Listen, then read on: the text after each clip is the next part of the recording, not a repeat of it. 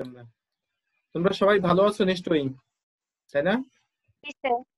আমিও ভালো আছি। আর আমি 3 দিন ছুটিতে ছিলাম, ফলে বিগত ক্লাসগুলো নিতে পারিনি, এই জন্য আমি এক্সট্রিমলি সরি।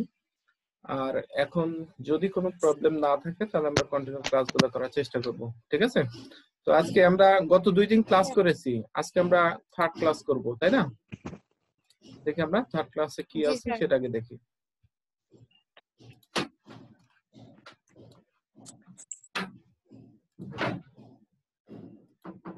থার্ড ক্লাসে আমরা এখান থেকে আসবো। তাহলে আমাদের আজকে ক্লাস হলো তৃতীয় ক্লাস, মানে 3 নম্বর ক্লাস, মানে ক্লাস 3। তো আমরা আজকে শুরু করি, নামের পরিচয় দিয়ে আর আমরা সময় নষ্ট করবো না, শুরু করি আমরা।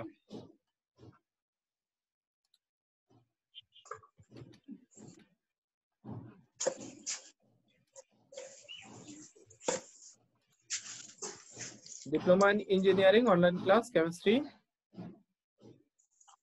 তারপরে আমরা কোড নাম্বারও দেখেছি আমরা 65913। ক্লাস নাম্বার আছে প্রথম সেমিস্টার, ক্লাস নাম্বার হলো 3। আমরা প্রথমেই আমরা এই শব্দটা শুনেছি, দেখেছি, পড়েছি। অণু কাকে বলা হয় জানা আছে কারো ধারণা? যে কেউ শেয়ার করো। অণু কাকে বলে ধারণা আছে? নিশ্চয় আছে, বলতেছো না? আমি বলে দিই, অণু হলো দুইটারই হতে পারে, সেটা মৌলিক পদার্থেরও হতে পারে, যৌগিক পদার্থেরও হতে পারে। তাহলে মৌলিক বা যৌগিক পদার্থের ক্ষুদ্রতম কণা যা স্বাধীন অবস্থায় অবস্থান করতে পারে কিন্তু বিক্রিয়ায় অংশগ্রহণ করতে পারে না, সেই ক্ষুদ্রতম কণাকেই বলা হয় তোমার কি? অণু। আমরা একটু সংজ্ঞাটা দেখে নিই একটু। দেখো, পানির অণু সংকেত কি? H2O। এখানে হাইড্রোজেনের একটা এই পাশে একটা পরমাণু, এই পাশে একটা হাইড্রোজেন পরমাণু, আর এখানে অক্সিজেনের পরমাণু। তার 2 পরমাণু হাইড্রোজেন, 1 পরমাণু অক্সিজেন মিলে হয়েছে তোমার কি? পানির অণু, H2O। ঠিক আছে? তারপরে এখানে দেখো, এই চারপাশে 4টা হাইড্রোজেন পরমাণু, মাঝখানেরটা হলো কার্বন। তাহলে সংকেতটা কি হচ্ছে? CH4, মানে কি? মিথেন। তাহলে মিথেন গ্যাসের অণু। পরেরটা দেখি, 3 পাশে 3টা হাইড্রোজেন পরমাণু, আর মাঝখানেটা এই যে নীল বর্ণেরটা, সেটা হলো তোমার কি? নাইট্রোজেন। তাহলে সংকেতটা কি হচ্ছে? NH কত? 3। তাহলে সংকেতটা হবে NH3। তার মানে অ্যামোনিয়া গ্যাসের কি? অণু। তাহলে অণু সম্পর্কে ধারণা পাওয়া গেছে। অণু দেখো কখনোই কিন্তু এখানে আমরা মৌলিক পদার্থ দেখানি, সবগুলো কিন্তু যৌগিক পদার্থের। এটা মৌলিকও হতে পারে, যৌগিকও হতে পারে। আমরা এখন অণুর সংজ্ঞাটা পড়বো। আমরা সংজ্ঞাটা বলতে পারবে কেউ? যে কেউ অণু কাকে বলে? জি স্যার। বলো একজন। জি স্যার। বলো বলো। কোন মৌলিক বা যৌগিক পদার্থের ক্ষুদ্রতম কণা বা ওই পদার্থের ধর্মসমূহ অক্ষুণ্ণ স্বাধীন অবস্থায় করতে পারে তাকে অণু বলে। Thank you. অক্ষুণ্ণ রেখে স্বাধীনভাবে অবস্থান করতে পারে। থ্যাংক ইউ, তোমারটা অনেক সুন্দর হয়েছে, ধন্যবাদ। দেখো আমরা আরেকবার বলি, মৌলিক বা যৌগিক পদার্থের ক্ষুদ্রতম কণা যা স্বাধীন অবস্থায়, বানানটা একটু ভুল আছে, স্বাধীন অবস্থায় অবস্থান করতে পারে কিন্তু রাসায়নিক বিক্রিয়ায় অংশগ্রহণ করতে পারে না। মানে কি? রাসায়নিক বিক্রিয়ায় অবস্থান করতে পারে না, না এটা হবে, বানানটা ভুল আছে, অবস্থান করতে পারে না, এটা হয় অংশগ্রহণ করতে পারে না। আমার একটু ভুল আছে, ঠিক আছে? রাসায়নিক বিক্রিয়ায় অংশগ্রহণ করতে পারে না, তাকে বলা হয় অণু। যেমন হাইড্রোজেন গ্যাসের অণু সংকেত কি? H2। অক্সিজেন গ্যাসের অণু কি? O2। আবার পানির সংকেত কি? H2O। আবার অ্যামোনিয়া NH3। মিথেন হবে তোমার কি? CH4। অর্থাৎ এটা মৌলিক পদার্থের অণু হতে পারে, যৌগিক পদার্থের অণু হতে পারে। তার সংজ্ঞাটা কি বললাম? মৌলিক বা যৌগিক পদার্থের ক্ষুদ্রতম কণা যা স্বাধীন অবস্থায় অবস্থান করতে পারে কিন্তু রাসায়নিক বিক্রিয়ায় অংশগ্রহণ করতে পারে না, তাকে বলা হয় কি? অণু। তাহলে এই যে দুইটা বৈশিষ্ট্য এখানে গুরুত্বপূর্ণ, কিন্তু এই যে এখানে দেখো, স্বাধীন অবস্থায় অবস্থান করতে পারে কিন্তু বিক্রিয়া অংশগ্রহণ করতে পারে না। এই দুইটা ধর্ম হলো অণু আর পরমাণুর মধ্যে পার্থক্য, ডিফারেন্ট। এই জন্য এই ধর্ম দুইটা উল্লেখ করতে হয়। একটা হলো স্বাধীনভাবে অবস্থান করতে পারে কিন্তু বিক্রিয়ায় অংশগ্রহণ করতে পারে না, এই দুটো হলো অণুর বৈশিষ্ট্য। আর যখন পরমাণু বলবো ঠিক উল্টোটা, তখন বলবো স্বাধীন অবস্থায় অবস্থান করতে পারে না কিন্তু বিক্রিয়ায় অংশগ্রহণ করতে পারে। মানে এখানে যেটা না সেটা ওখানে হ্যাঁ হবে, আর যেটা এখানে হ্যাঁ সেটা হবে কি? না। বোঝা গেছে? জি স্যার। দেখি তাহলে আমরা এখন পরমাণু সংখ্যাটা দেখি আমরা। তাহলে পরমাণু কিছু চিত্র দেখে নেই। এটা দেখো, মাঝখানেরটা তোমার কি? নিউক্লিয়াস। আর এটা তোমার কি ইলেকট্রন, তাহলে নিউক্লিয়াসকে কেন্দ্র করে ইলেকট্রন তোমার কি ঘূর্ণায়মান। তাহলে এটা কিসের পরমাণু? একটা ইলেকট্রন কার আছে বলতো? হাইড্রোজেন পরমাণু। তাহলে এটা হলো হাইড্রোজেন পরমাণু। এই পাশেও দেখো, এই পাশেও দেওয়া আছে একই রকম চিত্র। ইলেকট্রনটা ঘুরতেছে, মাঝখানে যে কমলা বর্ণের সেটা তোমার কি ইলেকট্রন, সরি নিউক্লিয়াস, আর বাইরের দিকে তোমার কি ইলেকট্রনটা ঘুরতেছে। এখানে একটা কক্ষপথ, এখানে দুইটা কক্ষপথ দেওয়া হয়েছে না? এখানে জিনিসটা বলা হয়েছে যে যখন কোনো পরমাণুকে উত্তেজিত মানে কি তাপ প্রয়োগ বা চাপ প্রয়োগ ইত্যাদি করা হয়, তখন ইলেকট্রনটা তোমার এক কক্ষপথ থেকে আরেক কক্ষপথে যেতে পারে। তখন তোমার কি কিছু রশ্মি বিকিরিত হয়, এই রশ্মিগুলোই তখন আমরা আলোক রশ্মি হিসেবে দৃশ্যমান দেখতে পাই। ঠিক আছে? তাহলে দেওয়া আছে হাইড্রোজেন পরমাণুর ইলেকট্রন ঘূর্ণন। তাহলে আমরা দুইটাতে আমরা একই জিনিস করলাম, হাইড্রোজেন পরমাণুর ইলেকট্রন ঘূর্ণন। তাহলে দুটাই পরমাণু। ঠিক আছে? এখন পরমাণুর সংজ্ঞাটা একজন বলো দেখি, তাহলে একটু আগে আমি বলে দিয়েছি, তারপরে তোমরা একজন বলো, বলো পরমাণুর সংজ্ঞা বলতে পারবে? মৌলিক পদার্থের ক্ষুদ্রতম কণা যা ওই পদার্থের সমস্ত ধর্মাবলী অক্ষুণ্ণ রাখে এবং বিক্রিয়ায় অংশগ্রহণ করে তাকে পরমাণু বলে। থ্যাংক ইউ, সুন্দর হয়েছে। তাহলে আমরা আরেকটু এডিট করব। মৌলিক পদার্থের, আগে বলেছি মৌলিক পদার্থের আর যৌগিক পদার্থের, এখানে শুধুমাত্র মৌলিক পদার্থের। মৌলিক পদার্থের ক্ষুদ্রতম কণা যা স্বাধীন অবস্থায় অবস্থান করতে পারে না, ওই যে আগে বলছি পারে, এখানে না, কিন্তু রাসায়নিক বিক্রিয়া অংশগ্রহণ করতে পারে, এটা অবস্থান হবে না, অংশগ্রহণ করতে পারে, তাকে বলা হয় তোমার কি পরমাণু। তাহলে আগে বলেছি যেটা হ্যাঁ সেটা এখানে না, আর যেটা না বলেছি সেটা এখানে হ্যাঁ। বুঝা গেছে? যেমন হাইড্রোজেনের পরমাণু, অক্সিজেনের পরমাণু, নাইট্রোজেনের পরমাণু ইত্যাদি ইত্যাদি। তাহলে পৃথিবীতে পরমাণুর সংখ্যা কতটি জানা আছে কারো? সরি স্যার, আবার কোশ্চেনটা করেন। হ্যাঁ, পৃথিবীতে পরমাণুর সংখ্যা কতটি জানা আছে? নাই। তাহলে আমরা বলে দিই, মৌলিক পদার্থের সংখ্যা যতটি, পরমাণুর সংখ্যাও ততটি। তাহলে আমরা 118টাই বলি, তুমি যদি 114 বলো তাও ভুল হবে না, 118টাই বলি আমরা। তাহলে পৃথিবীতে মৌলিক পদার্থের সংখ্যা 118টি, তাহলে পরমাণুর সংখ্যাও হবে তোমার কি 118টি। কথা বোঝা গেছে? স্যার আমার 118টা মৌল মুখস্থ আছে। তাই? থ্যাংক ইউ, অনেক অনেক ধন্যবাদ তোমাকে। তুমি এখন সিরিয়ালি মনে রাখবা যে 118 সিরিয়ালি মনে আছে কার কত পারমাণবিক সংখ্যা? হ্যাঁ স্যার মনে আছে। বলো দেখি 30 কা পারমাণবিক সংখ্যা কার? হিসাব করো। 30। হ্যাঁ, यस। গ্যালিয়ামের আগেরটা। গ্যালিয়ামের আগেরটা কি? Germanium, zinc. না না, হ্যাঁ হ্যাঁ জিঙ্ক। জিঙ্ক 30। তাহলে গ্যালিয়ামের আগেরটা নেই, গ্যালিয়ামের আগেরটা হলো জার্মেনিয়াম, তাহলে 30 হবে জিঙ্ক। কপারের পরেরটা হলো জিঙ্ক। বলো দেখি 24 পারমাণবিক সংখ্যা কার? যাক একটু রিভিশন দিবা, অনেক সুন্দর স্যার কাজ। অনেকদিন আগে পড়েছি তো এখন মনে নাই, কিন্তু যাক এখন রিভিশন দিবা, রিভিশন, হ্যাঁ রিভিশন দিলেই হয়ে যাবে। তুমি একটু রিভিশন দিবা, খুব গুরুত্বপূর্ণ দিক একটা। আমি তোমাদের আরো ক্লাসে আমরা পরবর্তীতে যখন পরমাণু পড়াবো তখন আমি একটু হিন্টস দেব কিভাবে মনে রাখতে হয়। হাই হিলিবেবো কানাইসোমো গ্যালিসলি ফসল ক্লোরা পকেল স্কেটিভ ভ্যাকুয়াম কজিং গ্যালি জার্মিয়াস সাব্রোক্টি, আমি 36 পর্যন্ত বলে দিয়েছি। দেখো একটু পদ্ধতি কিভাবে মনে রাখতে হবে আমি শেখাবো পরে। ঠিক আছে? আপাতত আমরা পরমাণু পড়লাম। ঠিক আছে? এবার বাড়ির কাজ তোমাদের একটা, বাড়ির কাজ, অণু পরমাণুর মধ্যে পার্থক্যটা তোমরা পড়ে আসবে, আমি জিজ্ঞেস করব। ঠিক আছে? অণু পরমাণু আমরা মূল পার্থক্য বলে দিয়েছি, একটা হলো বিক্রিয়ায় অংশগ্রহণ করতে পারে, এটা হলো অণু, আর পরমাণু বিক্রিয়ায় অংশগ্রহণ করতে পারে না। আর পরমাণু, হ্যাঁ, আর অণু তোমার স্বাধীন অবস্থায় অবস্থান করতে পারে, কিন্তু পরমাণু স্বাধীন অবস্থায় অবস্থান করতে পারে না। অণুর সংখ্যা অসংখ্য, পরমাণুর সংখ্যা হবে তোমার কি লিমিটেড, মানে 118টি। তারপর সংজ্ঞার মধ্যে একটা করে পার্থক্য দিয়ে দিবা, তাহলে তোমার হয়ে গেল 5টা পার্থক্য। 5টা পার্থক্য আর বেশি দরকার নাই, 11টা উদাহরণ দিয়ে দিতে পারবা। ঠিক আছে? এখন আমরা পড়ি পরিবর্তন। পরিবর্তন বোঝো তো নাকি? পরিবর্তনের আরেকটা সিনোনিম শব্দ তোমরা বলো দেখি কি হতে পারে? সমার্থক শব্দ জানা আছে? রূপান্তর। তাহলে পরিবর্তন কাকে বলা হয় আমরা একটু সংজ্ঞাটা বলার চেষ্টা করি।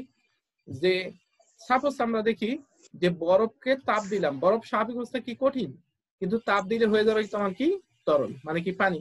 তার মানে কি কঠিন অবস্থাটা পরিবর্তিত হয়ে তোমার হয়ে যাচ্ছে তরল, তাহলে এটাই হলো তোমার কি পরিবর্তন। যেমন তুমি শিশু একরকম ছিলা, এখন তুমি যে বয়সে আছো আরেক রকম হয়েছো, আবার যখন বয়স্ক হয়ে যাবা, অনেক বুড়ি হয়ে যাবা, তখন আরেক রকম হয়ে যাবা, তাহলে এটাও কিন্তু পরিবর্তন। তারপরে আমরা দেখি গাছের পাতা যখন প্রথমেই গাছের পাতাটা বের হয় তখন কচি, আবার যখন ইয়ে হয়ে যায় পুরোট হয়ে যায় তখন আরেক রকম পরিবর্তন, তাহলে এটাও কিন্তু একটা পরিবর্তন। তারপরে তোমার মাথার চুল এখন কালো, আবার এক সময় হয়ে যাবে সাদা, এটাও কিন্তু পরিবর্তন। তাহলে পরিবর্তন জি আমরা স্যার। বুঝছি রূপান্তর। যেমন তুমি এখন একরকম আছো, আবার বয়স হয়ে গেলে আরেক রকম হবে, তাহলে এটা হলো রূপান্তর, বা বাংলায় বলা হচ্ছে আরেকটা শব্দ পরিবর্তন। তাহলে দেখো এখানে এই যে বরফ স্বাভাবিক অবস্থায় কঠিন অবস্থায় ছিল, কিন্তু ওইখানে ভেঙে গিয়ে আবার পানিতে মানে কি তরলে রূপান্তর হচ্ছে, তাহলে এটা অবশ্যই একটা পরিবর্তন। তাহলে কঠিন অবস্থা থেকে তরল অবস্থায় পরিবর্তন, ঠিক আছে। এই পাশে দেখো পানি তরল অবস্থায় ছিল, একে তাপ দেওয়া হচ্ছে, তাপ দিলে কি হচ্ছে গ্যাসীয় অবস্থা অর্থাৎ কি জলীয় বাষ্প সৃষ্টি হচ্ছে, তাহলে এখানে কি হচ্ছে তোমার কি তরল অবস্থা থেকে গ্যাসীয় অবস্থায় তোমার কি রূপান্তর হচ্ছে, তাহলে এটাও একটা পরিবর্তন, তাই না? জি স্যার। তাহলে বাম পাশে দেখছি আমরা পরিবর্তনটা হলো বরফ থেকে পানিতে, আর ডান পাশেটা তোমার কি পানি থেকে জলীয় বাষ্পে, দুটাই পরিবর্তন, অবস্থার পরিবর্তন। এখানে কিন্তু অণুর পরিবর্তন তো হতে পারে, আবার কি অণুর পরিবর্তন ছাড়াও বাহ্যিক অবস্থা মানে কি ফিজিক্যালি পরিবর্তন হতে পারে, আমরা দুটাই আমরা করবো এখন। তাহলে পরিবর্তনের সংজ্ঞাটা এখন আমরা কি বলতে পারি বলতো, যে কোনো একটা পদার্থ এক অবস্থা থেকে আরেক অবস্থায় রূপান্তর হওয়াটাকেই বলা হয় তোমার কি পরিবর্তন। এতে কোনো পদার্থের এক অবস্থা হতে অন্য অবস্থায় রূপান্তর হওয়াকেই পদার্থের পরিবর্তন বলে। বোঝা গেছে এটা শব্দ? তাহলে আমরা রূপান্তর সিনোনিম বা সমার্থক শব্দ ব্যবহার করছি, যে কোনো পদার্থের এক অবস্থা হতে অন্য অবস্থায় রূপান্তর হওয়াকেই পদার্থের পরিবর্তন বলে। বৌদিকে একজন পরিবর্তন কাকে বলে এখন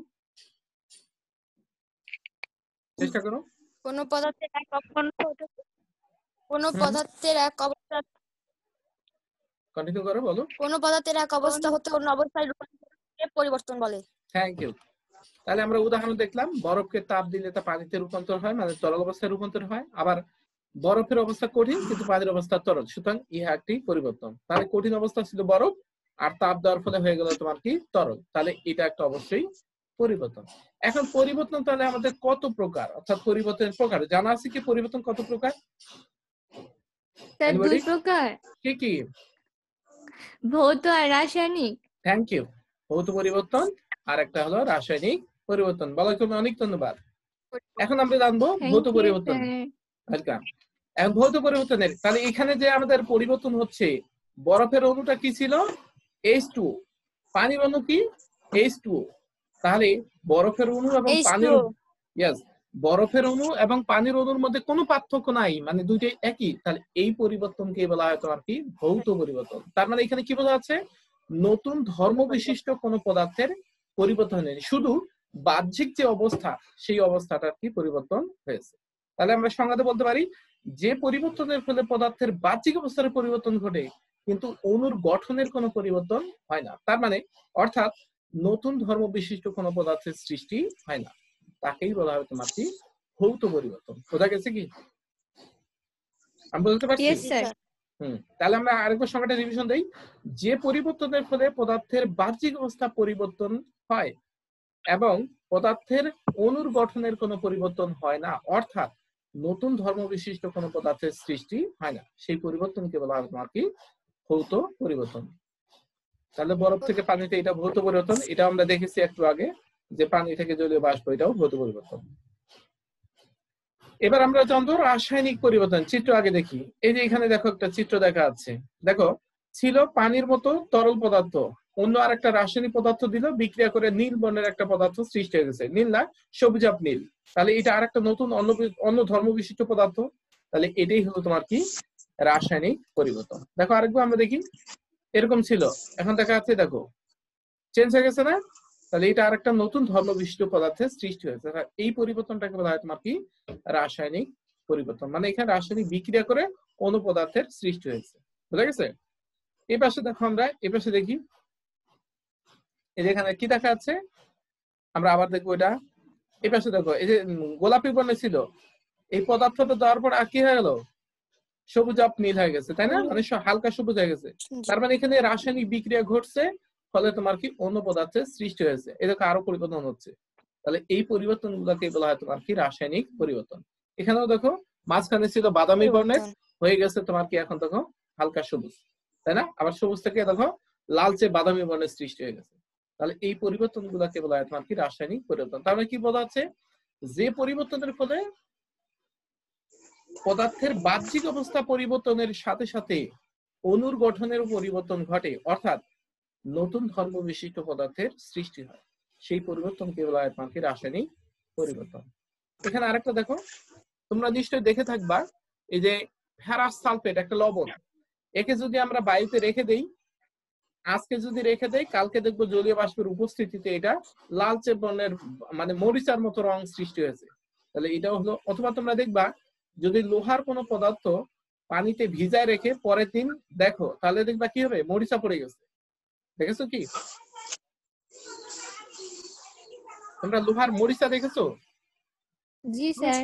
তাহলে মরিচাটা কি, ফেরিক অক্সাইড এবং N অণু পানি, Fe2O3.NH2O, N এর মান 1 2 3 হবে, 1 হতে পারে, 2 হতে পারে, 3 হতে পারে। তাহলে দেখা যাচ্ছে ছিল আয়রন, হ্যাঁ ছিল Fe আয়রন লোহা, কিন্তু হয়ে গেছে Fe2O3NH2O। তার মানে কি ছিল আয়রন Fe পরিবর্তিত হয়ে আরেকটা নতুন পদার্থের সৃষ্টি হয়েছে। তাহলে এটাও হলো তোমার কি রাসায়নিক পরিবর্তন। তাহলে বিভিন্ন ধরনের রাসায়নিক পরিবর্তনের আমরা কিছু ছবি দেখলাম, ঠিক আছে?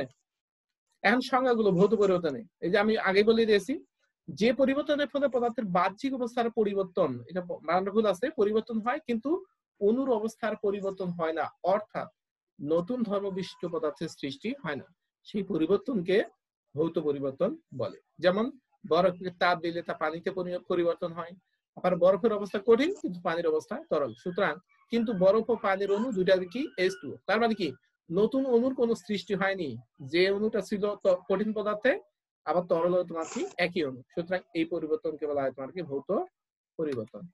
আর রাসায়নিক পরিবর্তন কি বলছি, যে পরিবর্তনের ফলে পদার্থের বাহ্যিক পরিবর্তনের সাথে সাথে অণুর অবস্থারও পরিবর্তন ঘটে, অর্থাৎ নতুন ধর্ম বিশিষ্ট পদার্থের কি সৃষ্টি হয়, সেই পরিবর্তনকে রাসায়নিক পরিবর্তন বলে। যেমন কয়লাকে, যেমন কয়লা দেখেছি আমরা নিশ্চয়ই কালো বর্ণের কঠিন পদার্থ, একে যদি আমরা আগুন ধরাই দিই তারপর কি হবে, কালো বর্ণের ধোঁয়াতে পরিণত হবে, কারণ কি কার্বন ডাই অক্সাইড গ্যাস উৎপন্ন হবে।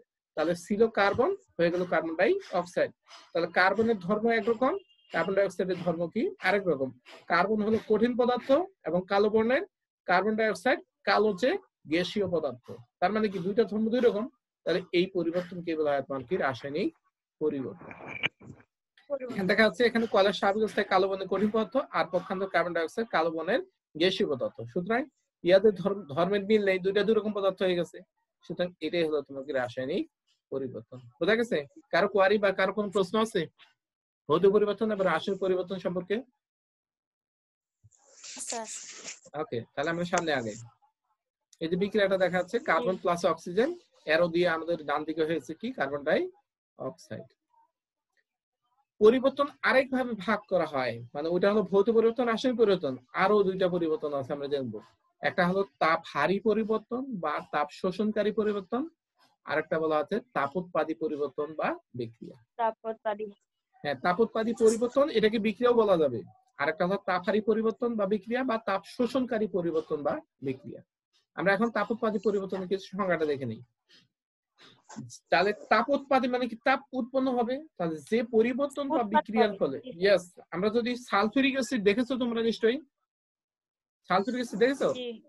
সালফিউরিক অ্যাসিডের মধ্যে যদি 1 ফোঁটা 2 ফোঁটা পানি দাও, একটা টেস্ট টিউবে নিয়ে টেস্ট টিউব হোল্ডার দিয়ে ধরে এখানে যদি পানি নিয়ে হোল্ডারটাতে সালফিউরিক অ্যাসিড নিছি, আর এখানে যদি 1-2 ফোঁটা পানি এই টেস্ট টিউবের মধ্যে যোগ করো, নিচের দিকে স্পর্শ করে দেখবা প্রচুর গরম হয়ে গেছে। তার মানে কি এখানে তাপ শক্তির উদ্গীরণ ঘটছে, ঠিক আছে? তারপরে তোমরা দেখবা চুন কি দেখেছো, চুন, পাউডার চুন দেখেছো? পাউডার চুনকে যদি একটা পাত্রে নিয়ে তুমি যদি এটাকে পানি দিয়ে গুলাও, তারপর নিচের দিকে হাত দাও, দেখবা গরম হয়ে গেছে। তার মানে কি ক্যালসিয়াম অক্সাইড হলো পাউডার চুন, আর পানি হলো তোমার কি H2। এই দুইটা মিলে বিক্রিয়া করে উৎপন্ন হবে ক্যালসিয়াম হাইড্রোক্সাইড। তাহলে ক্যালসিয়াম অক্সাইড প্লাস পানি ক্যালসিয়াম হাইড্রোক্সাইড বিক্রিয়া করছে এবং তাপ শক্তি তোমার কি উৎপন্ন করছে। তাহলে এই পরিবর্তনটাকে বলা হবে তোমার কি তাপোৎপাদী পরিবর্তন বা বিক্রিয়া। তাহলে সংজ্ঞা বলবো, যে পরিবর্তন বা বিক্রিয়ার ফলে তাপ শক্তির উদ্গীরণ বা উৎপন্ন ঘটে সেই পরিবর্তনকেই তাপোৎপাদী পরিবর্তন বা তাপ উৎপন্নকারী বিক্রিয়া বলে। যেমন আমরা আসি কার্বন প্লাস অক্সিজেন, এখানে একটু আগুন ধরিয়ে দিয়েছি, তারপর প্রচুর তাপ শক্তি পাওয়া গেছে এবং সেই তাপ শক্তি দিয়ে আমরা রান্না করি, বিভিন্ন ধরনের তাপ বিদ্যুৎ কেন্দ্রে তাপ বিদ্যুৎ উৎপন্ন করা যায়। তাহলে এখানে কি হচ্ছে, কার্বন আর অক্সিজেন বিক্রিয়া করে কার্বন ডাই অক্সাইড উৎপন্ন হচ্ছে এবং সাথে কি প্রচুর তাপ শক্তি উৎপন্ন হচ্ছে। তাহলে এই বিক্রিয়াটাকে বলা হচ্ছে তোমার কি তাপোৎপাদী পরিবর্তন বা বিক্রিয়া। আমরা আরেকটা উদাহরণ দেখি, হাইড্রোজেন আর অক্সিজেন এটা কোথায় ব্যবহার করা হয়? এই জ্বালানিগুলো রকেটে। হাইড্রোজেন জ্বলে আর অক্সিজেন নিজে জ্বলে না, কিন্তু হাইড্রোজেনকে জ্বলতে কি সহায়তা করে। এখানে পানি উৎপন্ন হয়েছে আর প্রচুর তাপ শক্তি, এই তাপ শক্তি দিয়ে রকেট তোমার কি মহাশূন্যে চলে যায়। তাহলে এই তাপ শক্তি, এখানেও তোমার কি তাপ শক্তি উদ্গীরণ ঘটেছে, তাহলে এটাকে বলা হবে তোমার কি তাপোৎপাদী পরিবর্তন বা বিক্রিয়া। বোঝা গেছে? কারো প্রশ্ন আছে? যদি প্রশ্ন থাকে তাহলে বলবা। ওকে, তাহলে আমরা নেক্সটে যাই। এই যে উদাহরণ দেখো, এখানে দেওয়া হয়েছে তোমার মনে করো একটা পদার্থ, সেখানে দেওয়া হয়েছে পানি, ঢেলে দেখাচ্ছে প্রচুর পরিমাণে তোমার কি তাপ শক্তি উৎপন্ন হয়েছে এবং অন্য আরেকটা পদার্থ সৃষ্টি হয়েছে। ওই যে চুনের বিক্রিয়া বললাম, এখানে ওই যে প্রচুর ফেনা সৃষ্টি হয়েছে আর অন্য পদার্থে রূপান্তর হয়েছে। তাহলে এটাও তোমার কি তাপোৎপাদী পরিবর্তন। এখানে দেখো এই যে বিক্রিয়া ঘটতেছে, ওই যে বললাম না, মনে করো যে সালফিউরিক অ্যাসিড, তার মধ্যে পানি দিয়েছে, এই যে বুদবুদ আকারে ফুটতেছে এবং তাপ শক্তি উৎপন্ন হচ্ছে। তাহলে এখানেও তোমার কি তাপের উদ্গীরণ ঘটছে। তাহলে এটাও তাপোৎপাদী পরিবর্তন বা তাপ উৎপন্নকারী পরিবর্তন বা বিক্রিয়া। এবার নিচে দেখো একটা পদার্থ এখানে দেওয়া আছে অ্যালুমিনিয়াম মানে কি Al2O3 অ্যালুমিনিয়াম অক্সাইড, যেটাকে অ্যালুমিনা বলা হয়। এই অ্যালুমিনার মধ্যে ওই যে দেওয়া হয়েছে, মানে গ্যাস দিয়ে আগুন ধরায় দেওয়া হয়েছে, তারপর অন্য পদার্থে তোমার কি রূপান্তর হয়েছে। তাহলে এই পদার্থটাতে তাপ অর্থাৎ আগুন না দিয়ে কখনোই অন্য পদার্থে রূপান্তর করা যাচ্ছে না। তার মানে কি তাপ শক্তিকে দেওয়া লাগতেছে, তারপর তোমার কি অন্য পদার্থে রূপান্তর হচ্ছে। তার মানে কি তাপ শক্তিকে শোষণ হচ্ছে, তারপর বিক্রিয়া ঘটতেছে। তাহলে এই বিক্রিয়াকে বলা হচ্ছে তোমার কি তাপ শোষণকারী পরিবর্তন বা তাপ হারিকি পরিবর্তন বা বিক্রিয়া। বোঝা গেছে? তাহলে আমরা এই পাশে দেখলাম তাপহারী পরিবর্তন বা বিক্রিয়া। এর সংজ্ঞাটা বলবো, যে পরিবর্তনের ফলে তাপ শক্তির শোষণ ঘটে সেই পরিবর্তনকে বলা হয় তাপহারী পরিবর্তন বা বিক্রিয়া। এই যে एग्जांपल আসি আমরা, নাইট্রোজেন আর অক্সিজেন এই দুটোর মধ্যে স্বাভাবিক অবস্থায় যদি কোনো পাত্রে আমরা রেখে দিই তাহলে কোনো বিক্রিয়া সংঘটিত হবে না, কিন্তু যদি তাপ দেই আমরা, মাইনাস তাপ মানে তাপ দেওয়া লাগছে, তার মানে তাপ শক্তি প্রয়োগ করলে তারপর তোমার গ্যাস উৎপন্ন হবে নাইট্রিক অক্সাইড এবং বিক্রিয়াটা সংঘটিত হবে। তার মানে তাপ শক্তি না দিলে এই বিক্রিয়াটা সংঘটিত হবে না। তার মানে কি তাপ শক্তি শোষণ হচ্ছে, তারপরে উৎপন্ন পদার্থ উৎপন্ন হচ্ছে। তাহলে এই বিক্রিয়াটা হলো তোমার কি তাপ হারি পরিবর্তন বা বিক্রিয়া। আরেকটা উদাহরণ, কার্বন প্লাস সালফার, এই দুটোও কোনো বিক্রিয়া ঘটবে না যতক্ষণ পর্যন্ত তাপ শক্তি প্রয়োগ না করা হচ্ছে। তাপ দিলে বিক্রিয়া উৎপন্ন হবে তোমার কি কার্বন ডাই সালফাইড। তার মানে তাপ শক্তি শোষণ করার ফলে এই উৎপাদ সৃষ্টি হয়। তাহলে এই বিক্রিয়াটাও তোমার কি তাপ শোষণকারী বা তাপহারী পরিবর্তন বা বিক্রিয়া। বাড়ির কাজ, ভৌত পরিবর্তন ও রাসায়নিক পরিবর্তনের পার্থক্য তোমরা এখন পড়বা। ওকে, আর এটা বাড়ির কাজ থাকবে, আমি পরবর্তীতে জিজ্ঞেস করব। এবার আমরা পড়বো প্রতীক। প্রতীক তো সবাই জানি, তাই না? যেমন তোমার নাম মনে করো হলো বৃষ্টি, বৃষ্টির নামের প্রতীক আমরা দিলাম বি। এখন বিথির নামের প্রতীক কি দেবো? এটাও কি বি দেবো নাকি? না। তাহলে বিথি আর বৃষ্টি দুইটারই প্রথম অক্ষর বি, তাহলে এই ক্ষেত্রে ব্যতিক্রম আছে। তাহলে কার আগে নিতে হবে সেটা আমাদের সবসময় লক্ষ্য রাখতে হবে।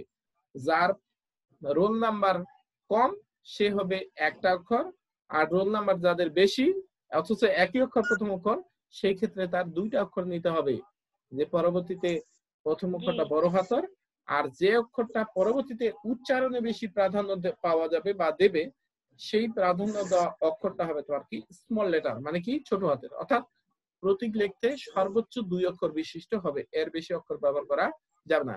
যদি 2 অক্ষর বিশিষ্ট হয় তাহলে প্রথম অক্ষরটা বড় হাতের বা ক্যাপিটাল লেটার, আর দ্বিতীয় অক্ষরটা হবে তোমার কি স্মল লেটার বা ছোট হাতের। তাহলে সংজ্ঞা জেনে নিই আমরা। কোন মৌলের পুরো নামের সংক্ষিপ্ত রূপকেই বলা হয় তোমার কি প্রতীক। যেমন হাইড্রোজেনের প্রতীক ক্যাপিটাল এইচ। এখন হিলিয়ামের প্রতীক কি? এইচসি। তাহলে এখানে হাইড্রোজেনকে এইচ নিলাম, হিলিয়ামকে এইচসি নিচ্ছি, তার নিশ্চয়ই কারণ আছে। তার কারণটা আমাদের জানতে হবে এখন। তাহলে প্রতীক লেখার নিয়ম জানি এখন, ঠিক আছে? প্রতীক লেখার বেশ কয়েকটা নিয়ম আছে, তোমরা এতদিন জানতা না কেন আমরা এইচ নিচ্ছি আর একটাতে এইচসি নিচ্ছি, সেটা এখন জানবো। মৌলের প্রতীক অবশ্যই দুইটি ভাষায় গৃহীত হতে হবে, একটি ইংরেজি, অন্যটি কি ল্যাটিন।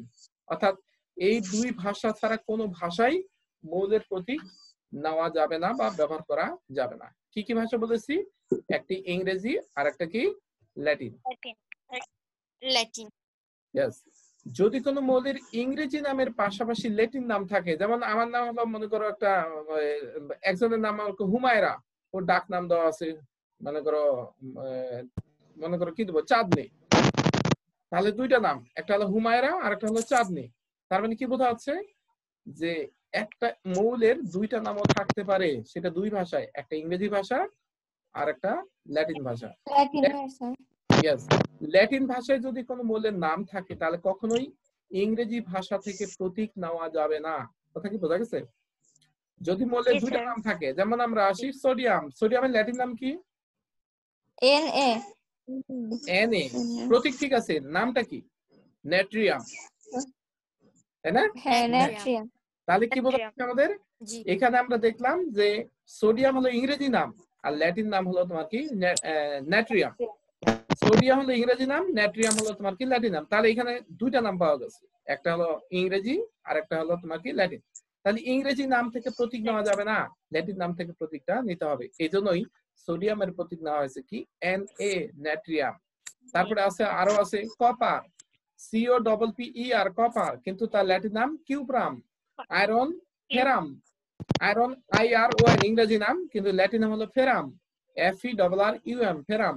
তার মানে কি বোঝা যাচ্ছে? আয়রন Fe নেওয়া হয়েছে, ল্যাটিন নাম থেকে নেওয়া হয়েছে, কিন্তু আয়রন থেকে নেওয়া হয়নি। কথা বোঝা গেছে?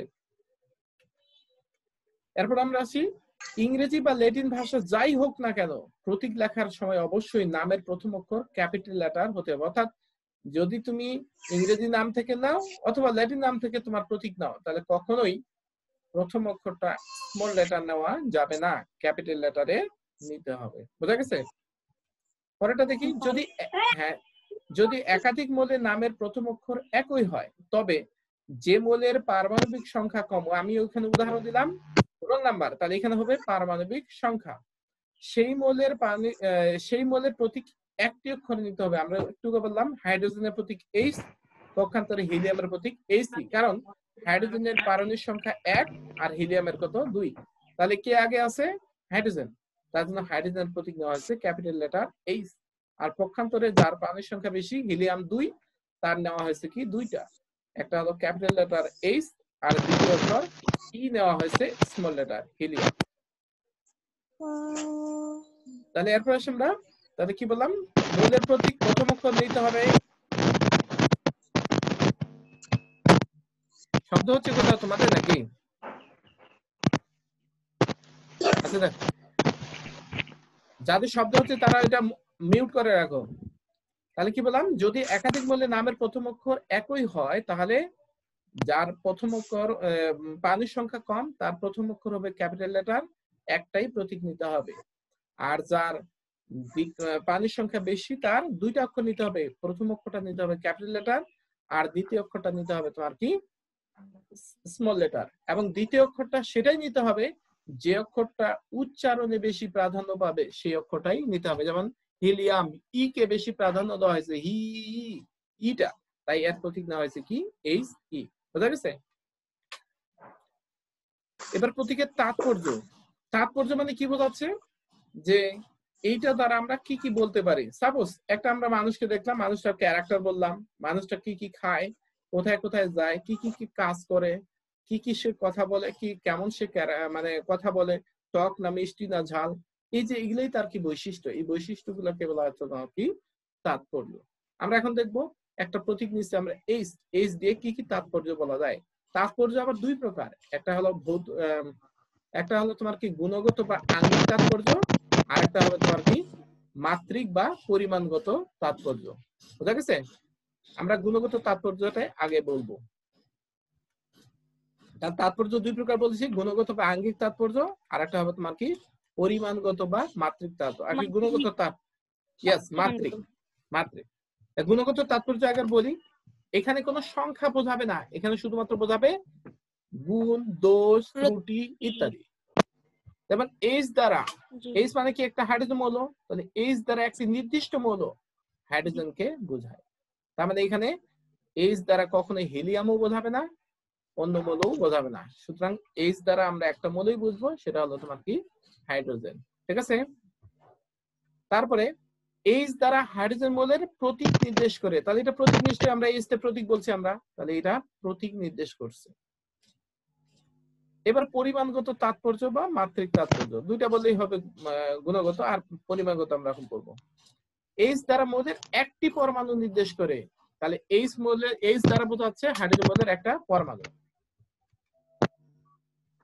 এইচ দ্বারা হাইড্রোজেন মৌলের পানির ভর 1.008 নির্দেশ করে, তবে এই সংখ্যাটা অবশ্যই মনে রাখতে হবে, মনে রাখা ছাড়া কোনো বিকল্প নেই। হাইড্রোজেন মৌলের পানির ভর হলো 1.008। যখন এইচ বুঝবো না লেখা থাকবে তখন বুঝবো এর পানির ভর 1.008। তবে আমরা দশমিকের পরে 008 মানে এটা অনেক ছোট সংখ্যা বিধায় মাঝে মাঝে 1 লিখি, 1 লিখলেও ভুল হবে না, তবে কিছু কিছু ক্ষেত্রে পুরোটাই নিতে হবে। আজকে এই পর্যন্তই থাক, আমরা মোটামুটি সময় অল্প আছে, তাহলে আমরা এ পর্যন্তই আজকে রাখছি। আমরা বাকিটা আরেক ক্লাসে আমরা আলোচনা করব, আজকে এই পর্যন্তই আমরা রাখি। আর পরবর্তীতে আজকে যে জুমের সময় আর আছে আমাদের অল্প, এই একটু পরে লাইন কেটে যাবে, সুতরাং যতটুকু পারা যায় আমরা চেষ্টা করছি। আর একসাথে তো পুরোটা করতে গেলে আমাদের লাইসেন্স নিতে হবে জুমের, অর্থাৎ টাকা দিয়ে পেইড ভার্সন নিতে হবে। সেই ক্ষেত্রে